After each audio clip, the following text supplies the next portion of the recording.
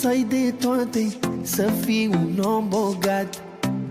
De n-ai familie, ești omul cel mai sărac. Până și pomul e mult mai fericit. Când mugurii apar, se simte împlinit. Toate averile și banii din lume, atunci când ai de greu, de fric nu-ți va ține. Îi mulțumesc lui Dumnezeu pentru tot ce mi-a dat.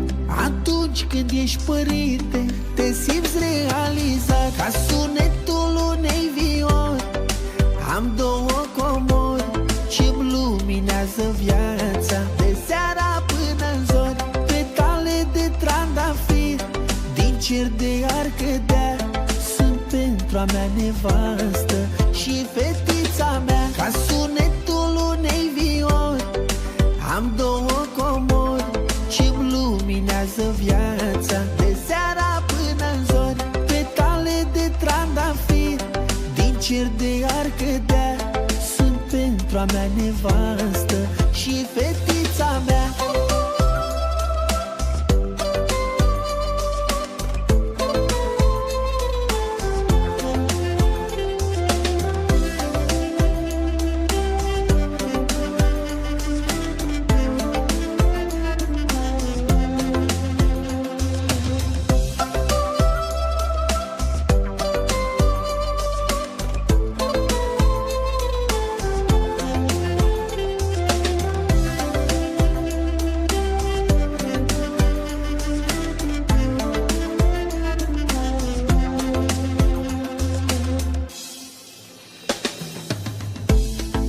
Mereu oameni ce pun preț pe altceva.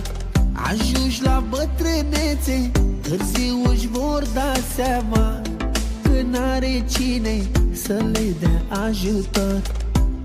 Asta-i răsplata de-a fi sluga banilor. Când ai un copil ce îți spune tată, nu-i lucru mai frumos când acasă te așteaptă.